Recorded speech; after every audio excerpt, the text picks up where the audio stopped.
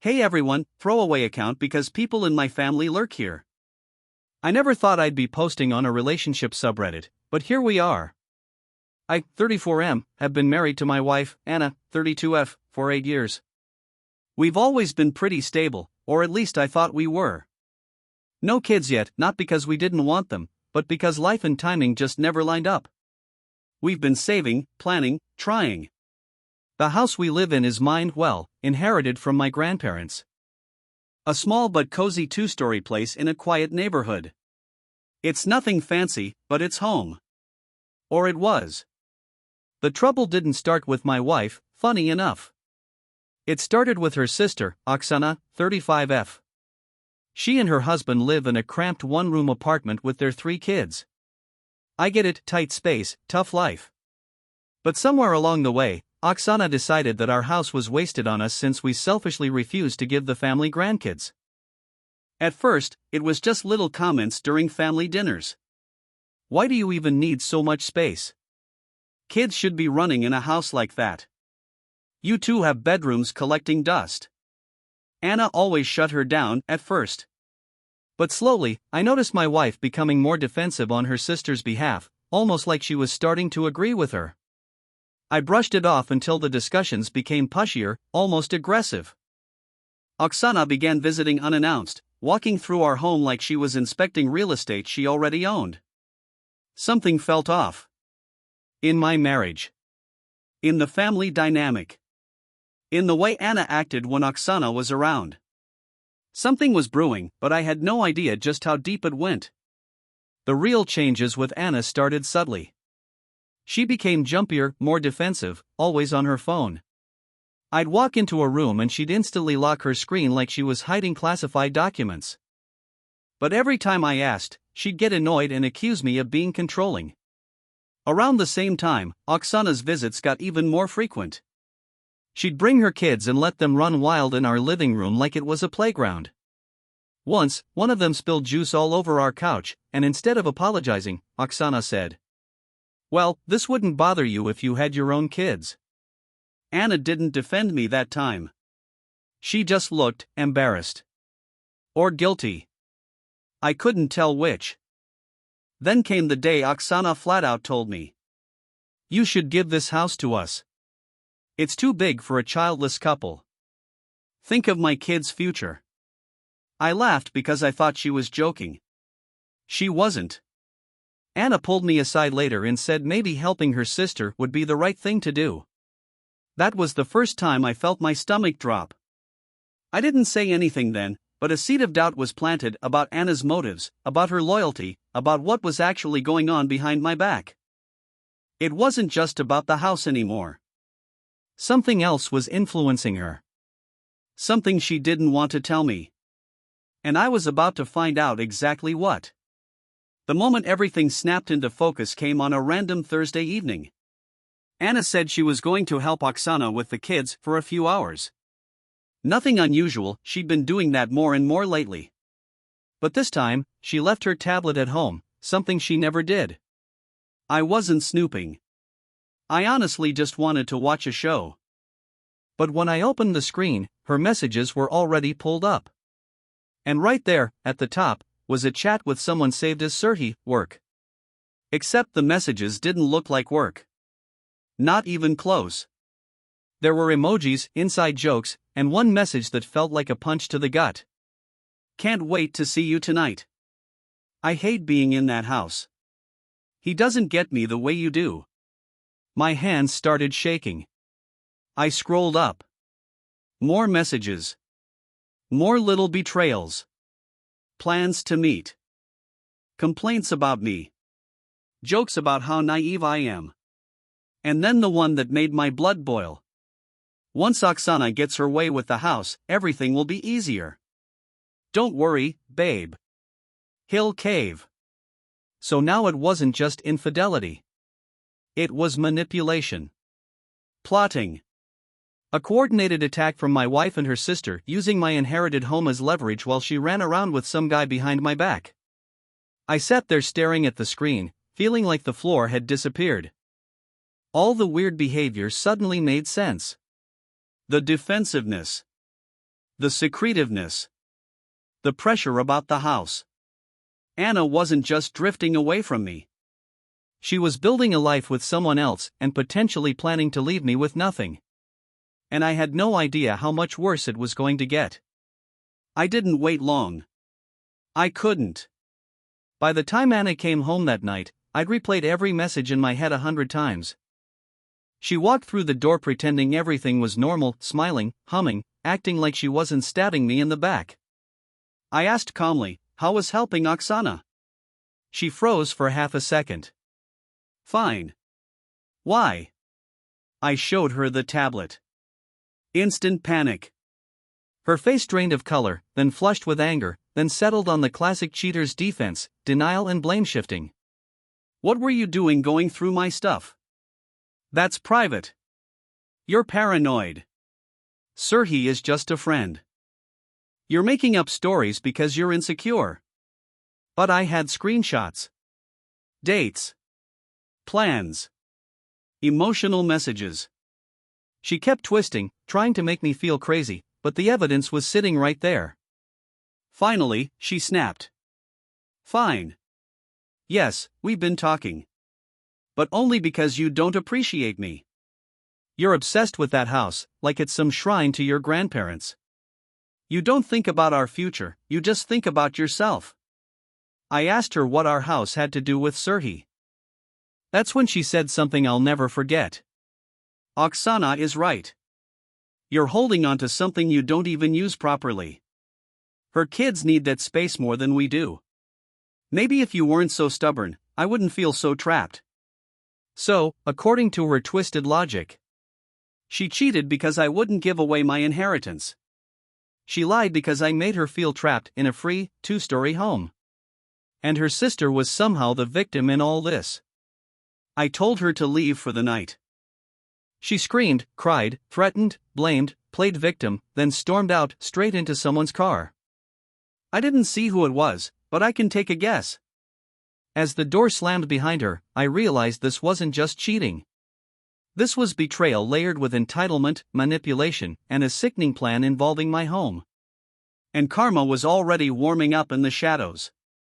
The next morning, before I even had a chance to process anything, Oksana showed up at my door like she owned the place. No knocking, just walked in with that smug face she always wore when she was about to start drama. She glanced around the house and said, completely unfazed, "So, I heard Anna finally told you the truth. Not about the cheating. Not about Serhi. Not about the lies. She meant the house." I said nothing, because I genuinely didn't trust myself to speak without exploding. But Oksana continued anyway, like she had rehearsed this. "Look, it's better for everyone if you stop being selfish and sign the transfer. Anna deserves stability. My kids deserve space. You don't even have a family, why are you so attached to something that doesn't serve anyone?" I swear my vision blurred for a second. She didn't care about my marriage. She didn't care about the betrayal. She was laser-focused on the property, like a predator smelling blood. Then she slipped in the real bomb. "Anna told me she's thinking of moving out. And if she divorces you, you won't need this house anyway. It'll just end up in court.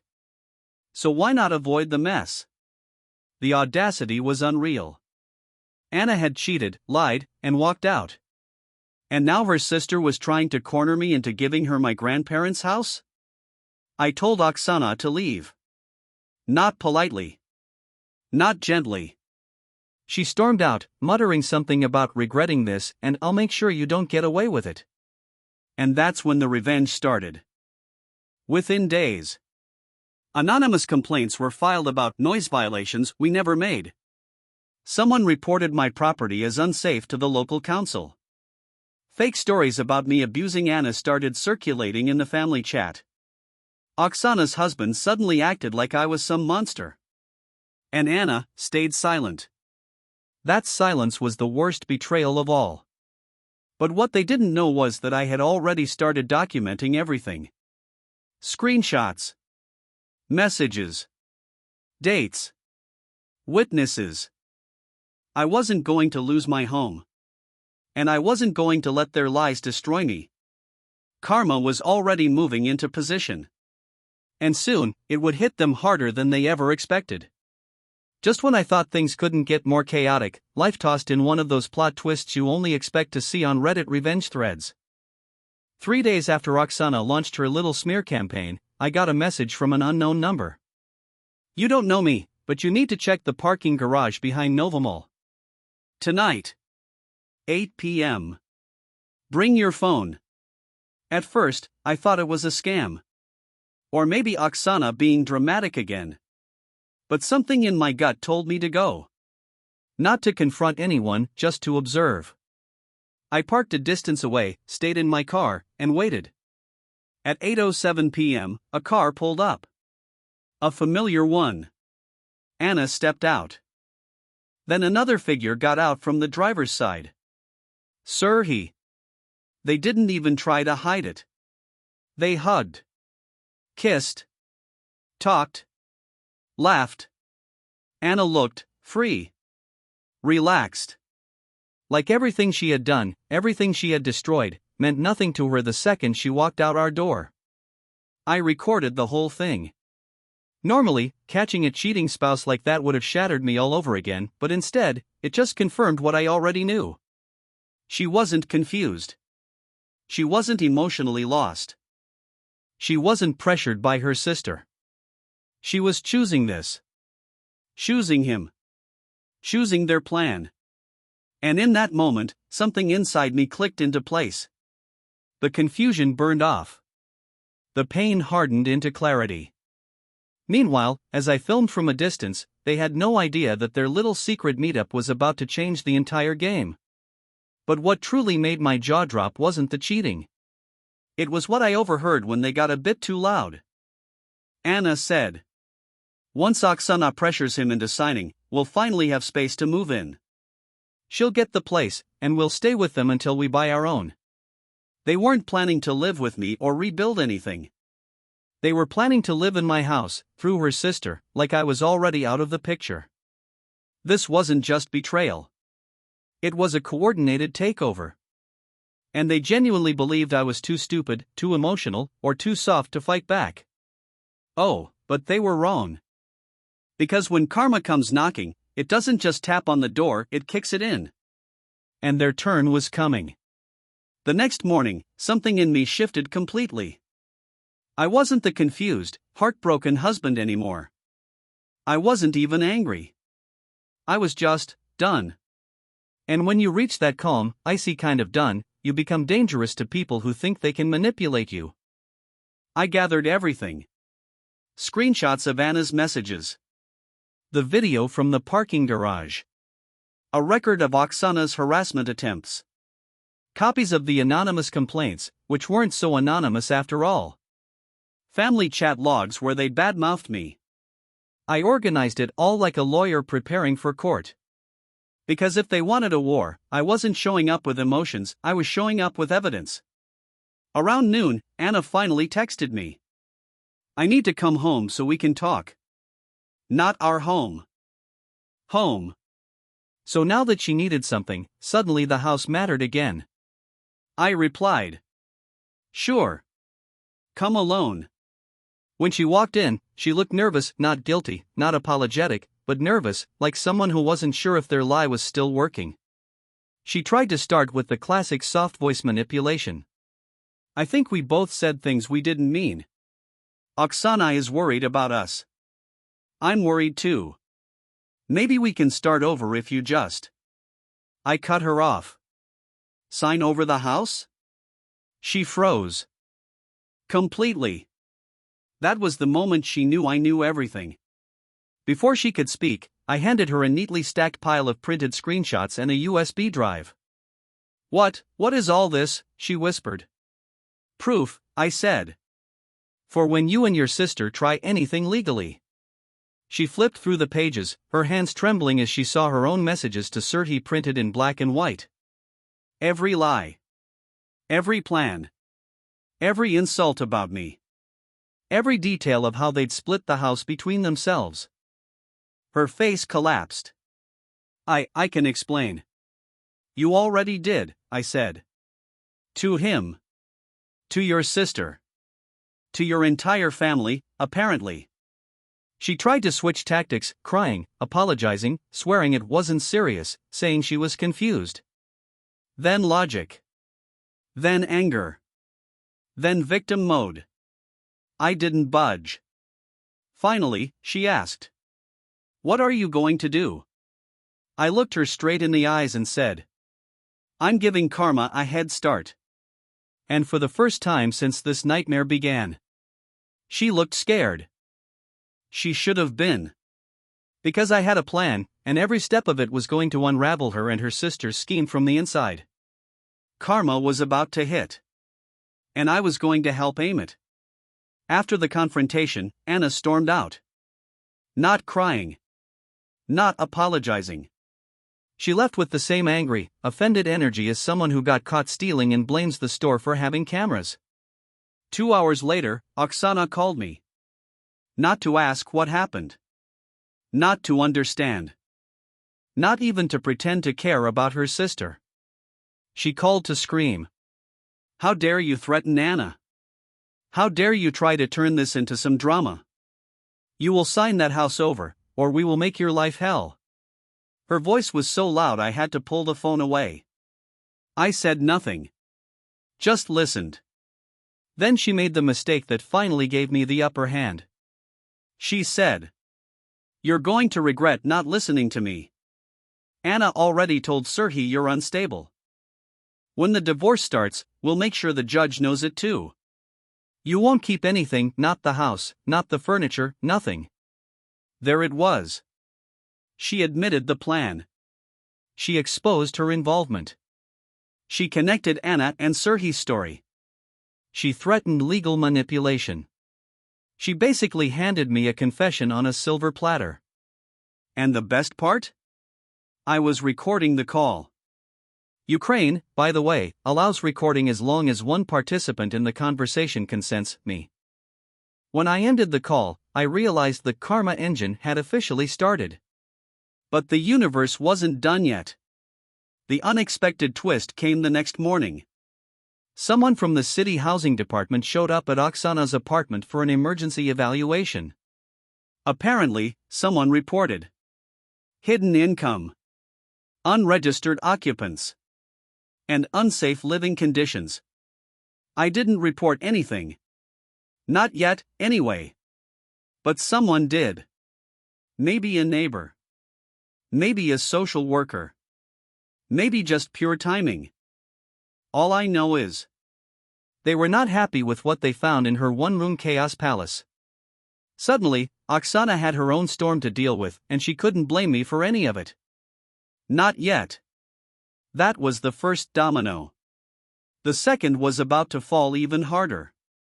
Because what Anna didn't know, what neither of them knew, was that Serhi had secrets of his own? And karma was about to drag them all into the light. 2 days after the housing inspection bomb dropped on Oksana, karma shifted its attention to Anna and Serhi. And honestly, I didn't even have to lift a finger. Their own stupidity did the job for me. It started with a phone call. Not from Anna. Not from Oksana. From Serhi's wife. Yep. He was married. She introduced herself politely, but her voice was shaking with that cold, exhausted anger only a betrayed spouse understands. "I think our partners are seeing each other," she said. "I found your number in his messages. I'm sorry to involve you, but I need to know the truth." I didn't sugarcoat anything.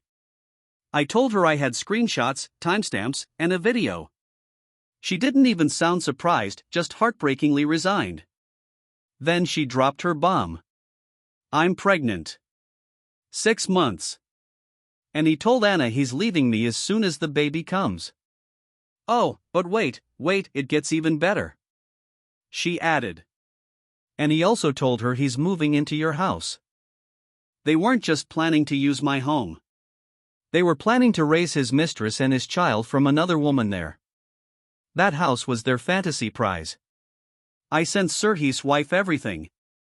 Every screenshot. Every video. Every detail. She thanked me and said she'd handle it. And she did. Because that afternoon, she confronted Serhi at his workplace. Loudly. Employees heard everything. The cheating, the pregnancy, the affair with my wife, and the plan to abandon her. Within hours, Serhi's boss, who apparently has a strict no workplace drama rule, fired him. Suddenly, Anna's affair partner was unemployed. His pregnant wife kicked him out.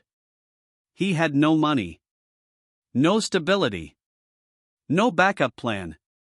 And the cozy little dream Anna and Oksana built around manipulating me? Yeah, that just shattered like cheap glass. That same evening, Anna texted me. We need to talk. It's urgent. I didn't respond. Let her sit in the wreckage she created. Because karma wasn't done with her yet, not even close. If Anna thought she could slither her way back to me after everything blew up, she miscalculated. Badly. The day after Serhi got fired, the family group chat exploded. I usually mute it, but this time it was impossible not to watch the implosion unfold.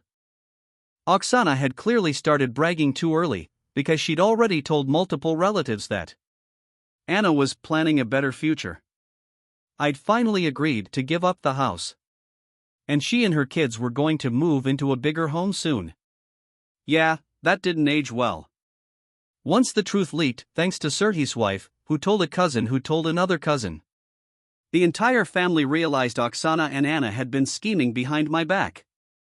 And suddenly, the same people who stayed silent when Oksana mocked us for being childless were now calling her selfish, manipulative, irresponsible, disgusting. One aunt even wrote, "Your children deserve stability, not a mother who tries to steal someone else's house." Oksana's meltdown was spectacular.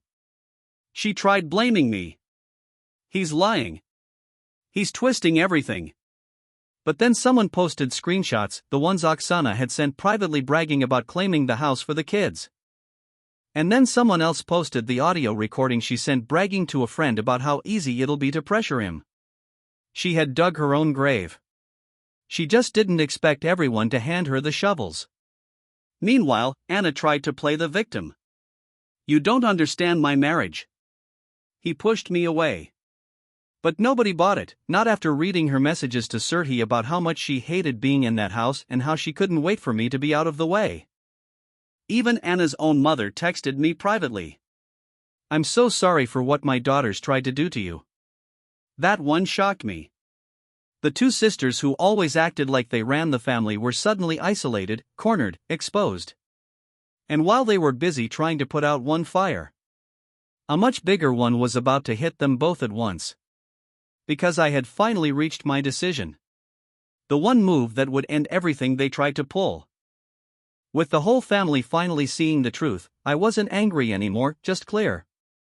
For the first time since all this started, I felt like I could breathe. And that's when I made my decision. I called a lawyer. Not to fight for the house. Because the house was never in danger legally. It was inherited property, registered before the marriage. Untouchable. No, I called because I wanted a clean, fast divorce. No drama. No negotiations. No reconciliation. No, maybe we can fix this. No, we were confused. Just freedom. My lawyer, who is a saint, told me. With the evidence you have, and the fact that the house is separate property, this divorce will be extremely favorable to you. Then she said something that made me laugh for the first time in weeks. And your wife's sister threatening you over the house? That alone torpedoes any claim she might try to fabricate. So we prepared the papers. I felt strangely calm. Steady. Focused. A few hours later, Anna showed up at the house again. No warning. Just walked in like she still lived there. She looked destroyed. Hair messy. Eyes red. Shaking hands. Clothes wrinkled. She asked if we could talk like adults. I said sure. She started crying immediately. I lost everything.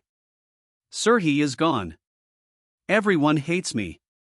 Even Oksana is blaming me for her problems. You're the only person who ever cared about me. Please, don't end us. If she had said that weeks ago. Before all the lies, the manipulation, the team up with her sister. Maybe a tiny part of me would have felt something. But now? I felt nothing. No love. No pity. No anger. Just closure. I'm filing for divorce, I said. My lawyer will send you the documents. She froze. Completely. Like someone pressed pause on her entire body. What? You're divorcing me? After everything? She said it like I was the one who cheated. Like I betrayed her. Like I ruined her life. Then she tried the classic line. We can work through this. I shook my head. You didn't make one mistake. You made dozens. Repeatedly. And you involved your sister. And you planned to take my house. And you lied every time I gave you a chance to be honest. She started begging. Then yelling. Then threatening. Then crying again. But it didn't matter. The decision was made. And the second she realized she couldn't guilt trip or manipulate me anymore, she left. Slamming the door so hard a picture frame fell off the wall. I picked it up, set it aside, and felt lighter than I had in years. But karma wasn't done with her. If the universe ever wanted to put on a comedy show for me, this was it. The very next week after Anna stormed out, Oksana's entire life collapsed like a cheap IKEA shelf with missing screws. Remember that surprise inspection at her apartment? Well, it didn't end with a warning. Turns out, she had been hiding income from a side hustle she never declared. Her husband wasn't officially registered as living there. 2 of her kids were missing school constantly, which triggered a child welfare flag. And the apartment was being illegally subleased part-time to her cousin. All things I had nothing to do with. But destiny? Destiny was clearly fed up with her. By the end of the week, 1. Her housing subsidy was frozen pending investigation. Which meant she suddenly had to pay full rent, something she absolutely couldn't afford. 2. Child services scheduled mandatory follow-ups. Because someone, not me, reported unsafe conditions. 3. Her landlord found out about the illegal subleasing. Immediate eviction notice. 30 days to move out. 4. Her husband threatened to leave because he was tired of dealing with her schemes. Oh, now he grows a spine. And what did Oksana do? Blamed me, of course. She called screaming. You did this. You ruined my life. I calmly repeated. I didn't report anything. You did this to yourself. She hung up after screaming something about curses, karma, and me stealing her children's future. But here's the twist. She tried to get Anna to move in with her to stabilize the situation. Except Anna said no. Why? Because Serhiy, unemployed, homeless, and freshly dumped by his pregnant wife, was now couch surfing at friends' places. And tried to convince Anna to join him. 2 parasites fighting over a rotten branch. Meanwhile, I was living in peace for the first time in years. But karma wasn't done. Because next, it came for Anna in the most poetic way possible. If Oksana's downfall was a slow-motion car crash, Anna's was a full-blown train derailment. A week after the divorce papers were sent, Anna messaged me. Please, I need to talk to you. It's important. I ignored it. 2 days later. It's about my job. Ignored again. Then her mother called me, crying, asking if I could talk some sense into Anna because she's falling apart. I didn't answer. Later that evening, I found out what happened. 1. Anna lost her job. Apparently, she'd been showing up late, distracted, emotional, and once the gossip at her workplace spread about the affair, thanks to Serhiy's meltdown, HR got involved. She wasn't fired for cheating, she was fired because she couldn't function anymore. 2. Sir, he blocked her. Yup. The same guy she destroyed her marriage for. The same guy she bragged about. The same guy she thought she'd start a new life with. He blocked her everywhere. Why? Because his pregnant wife kicked him out, stopped giving him money, and filed for child support. He didn't want another problem in his life. So he ghosted Anna instantly. Karma level, chef's kiss. 3. The family blamed her for Oksana's downfall. Apparently, after losing her subsidy and facing eviction, Oksana kept screaming. It's your fault. You ruined everything. You said he would break easily. Anna was now the villain of her own family. 4. She got served the divorce papers. And that apparently broke her completely. Her mother told me Anna sat on the kitchen floor sobbing, saying she had no one left. Her exact words. I lost my husband, my home, my relationship, and my family thinks I'm evil. I didn't smile. But I didn't feel bad either. This wasn't a mistake. This wasn't a single bad choice. Anna lied, schemed, and betrayed me willingly for months. And now she had to live with the consequences. But the final punch of karma? That came next. I didn't even have to lift a finger. Karma handled everything for me beautifully. A week after I moved out, I got a call from a friend who works in HR at my ex-wife's company. According to him, her promotion never actually happened. She had lied to everyone, including the affair partner, about being fast-tracked to management. In reality, she was already on thin ice because of her constant long lunch breaks and suspiciously high number of client meetings that didn't exist. But here's where it gets chef's kiss perfect. Turns out, her affair partner wasn't just some random coworker, he was married. And his wife? Oh, she wasn't the type to sit quietly and cry. She was the type to investigate, gather evidence, and then nuke the earth. She delivered everything, screenshots, photos, timestamps, messages, to their company's ethics board. Since both my ex and her guy worked in the same department, the company had to act fast. She got suspended. He got fired. Their little fantasy world collapsed faster than they built it. But wait. It gets better. The AP's furious wife reached out to me. Not to fight. Not to blame me. She wanted to share the rest of the evidence she found, things that even I didn't know. Messages where my ex called me pathetic, too loyal, easy to manipulate, and useful until she upgrades. Useful. That one stung, but it also killed any leftover sympathy I had. My lawyer loves the evidence. The divorce went from potentially messy to open and shut. My ex tried to backpedal. She suddenly wanted to talk, to fix things, to start fresh. Nope. The trap she set for me snapped right back on her. She lost her affair partner. She lost her job stability. She was losing the divorce battle. And the apartment? Yeah, she couldn't afford it alone. I didn't shout. I didn't get revenge. I just let karma do its thing. And damn, karma's aim is deadly accurate. The final blow came faster than I expected. A month after the suspension, my ex called me. Not to apologize, oh no. She called to beg. Her voice was shaky, the fake confidence completely gone. She said she was going through a lot, that people at work were treating her differently, and that her reputation was ruined because of misunderstandings. Translation: everyone knew exactly what she did. Then she asked if I would consider postponing the divorce hearing. Why? Because HR officially demoted her.